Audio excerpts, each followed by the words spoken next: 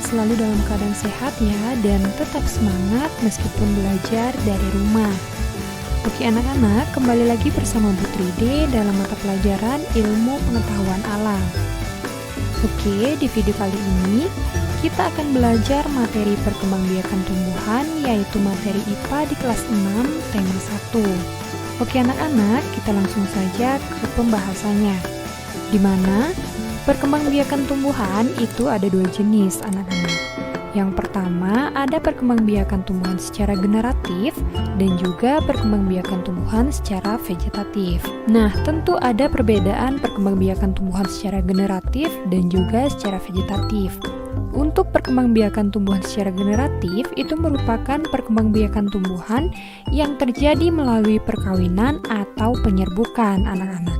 Sedangkan perkembangbiakan tumbuhan secara vegetatif itu merupakan perkembangbiakan tumbuhan yang terjadi tanpa melalui perkawinan atau tanpa penyerbukan. Nah, jadi jelas ya bedanya. Jika generatif itu melalui perkawinan, sedangkan vegetatif itu tanpa melalui perkawinan. Kemudian selanjutnya itu kita akan membahas tentang perkembangbiakan tumbuhan secara generatif. Nah, anak-anak, perlu kalian ketahui bahwa perkembangbiakan tumbuhan secara generatif itu biasanya dialami oleh tumbuhan yang berbunga. Nah, organ terpenting dalam perkembangbiakan generatif ini adalah bunga anak-anak. Perkembangbiakan generatif itu biasanya diawali dengan peristiwa yang disebut dengan penyerbukan. Nah, apakah ada yang tahu apa itu penyerbukan?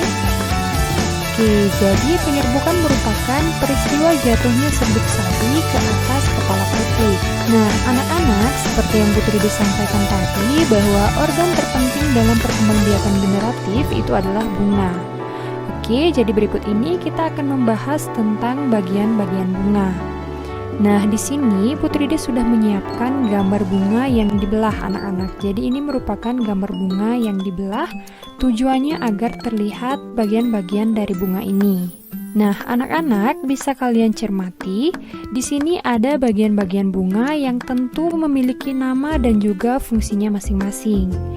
Oke, adapun yang pertama, bagian ini itu disebut dengan tangkai bunga.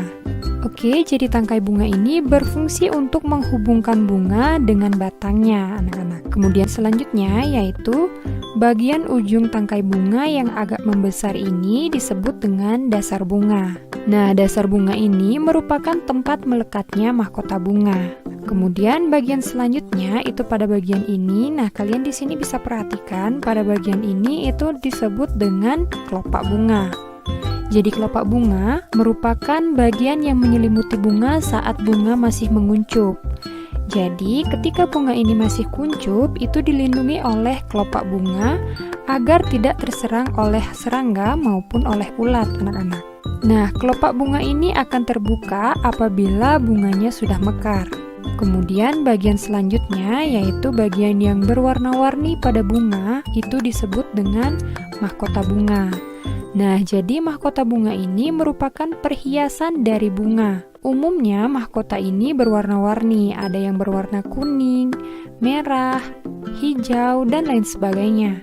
Nah, tujuannya adalah untuk mempercantik bunga agar serangga, baik itu kupu-kupu dan lebah, itu tertarik untuk hinggap di bunga untuk membantu proses penyerbukan. Nah, jadi itulah fungsi dari mahkota bunga. Selanjutnya, bagian berikutnya adalah bagian benang sari. Nah, anak-anak, ini disebut dengan benang sari. Jadi ini merupakan kepala sari dan ini merupakan tangkai sari. Benang sari adalah alat perkembangbiakan jantan pada bunga.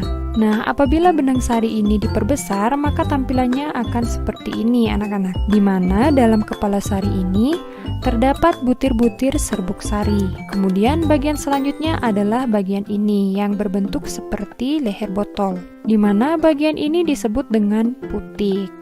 Nah, jadi pada bagian putik yang ini itu disebut dengan kepala putik dan bagian ininya disebut dengan tangkai putik, anak-anak. Putik merupakan alat perkembangbiakan betina pada bunga. Bentuk putik seperti yang Bu Tride katakan tadi, yaitu berbentuk seperti botol yang lehernya lurus dan panjang. Nah, kemudian bagian selanjutnya adalah bagian ini, di mana bagian ini disebut dengan bakal biji. Kenapa bagian ini disebut dengan bakal biji?